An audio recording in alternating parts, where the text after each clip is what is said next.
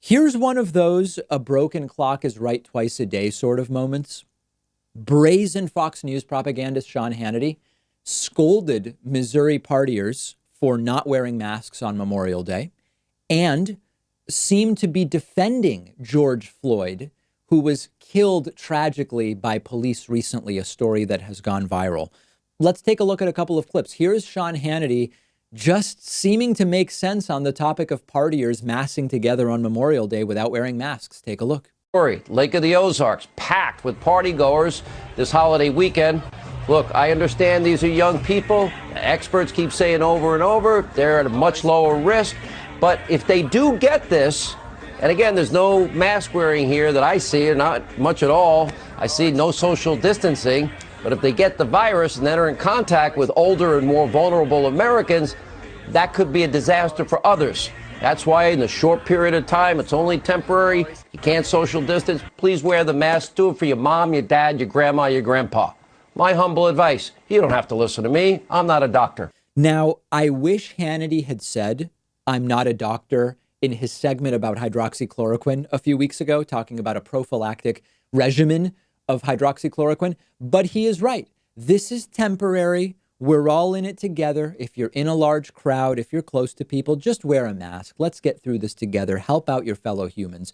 Part of why it's so surprising that Hannity is saying this is that he's been a locus of misinformation and disinformation propaganda since the beginning of the coronavirus pandemic. It's not just his hydroxychloroquine cocktail recipes that he gave out.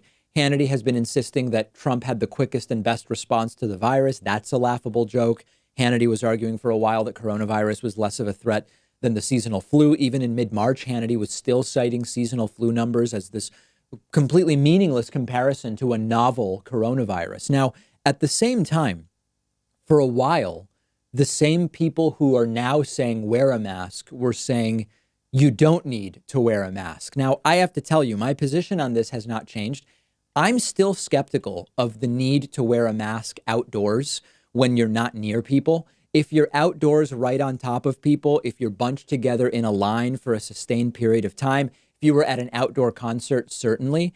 The more we know about the virus, the more we learn that the spread is not really happening via surfaces really as much as at one point was feared. It's really person to person.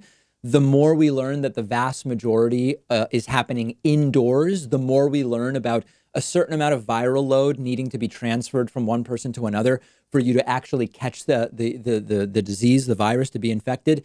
And often that requires 10 or 15 minutes around someone, not just passing them on the bike path. But it doesn't really matter. It doesn't really matter. You can look at European countries. Just spoke to a Belgian friend who said people aren't wearing masks outside in Belgium. But still, Hannity is talking about people behaving irresponsibly, partying in large groups together with no masks. And the real point is the disregard for the lives of others. And so, listen, the hypocrisy of Hannity does not go ignored. The utility of masks in reality has not actually changed. But if Sean Hannity is going to say this and it might reach people in his audience, it's a good thing. One other Hannity example. Here is Hannity yesterday actually going after the police in the George Floyd killing, saying, listen, we're not doing, a trial by videotape, but I don't understand what cops did here. It doesn't make sense based on the video I've seen. And any opportunity for Sean Hannity to brag about his martial arts practice, he always takes advantage of. Take a look. And again, this is not trial by videotape here. That has nothing to do with it. This guy's not resisting on any video we see. You hear him clearly saying, I can't breathe. I have to imagine, and I talked to my martial arts sensei, trains police officers for free. He says it is scary to him how, for most officers, a lot of officers, their only option is what's on their sidearm. That's it, or a stun gun. They're not trained in the use of martial arts. But even a rudimentary training would say, you would know how sensitive this is to one's neck. So very interesting sort of moments of clarity on Sean Hannity's show. Now, there's one other angle. It's a very cynical angle, which is that Fox News is increasingly afraid of getting sued. And so they are starting to be a little more cautious about what they say regarding masks and social distancing and the like. Okay, I don't get the sense that that's what's affecting Sean Hannity's day-to-day coverage. And lastly, remember, just because they say one or two things that make sense, these are not our allies. These are people who profit from spreading lethal disinformation for political gain, allying themselves with the president and carrying water for Donald Trump. Their priorities are access, rather said, to elites and politicians and profit. Those are their priorities. And, you know, when they say the right thing, we'll take it. It might save a life. It might change the perspective of a Fox News viewer. Hey, you know what? Maybe the police weren't justified in killing George Floyd. So we will take it. But a future of critical thinking and empiricism is not going to be catalyzed by Sean Hannity, even if he says wear a mask for grandma. But to the extent that he can challenge the echo chamber of anybody in the Fox News audience, I'll take it, and gladly so.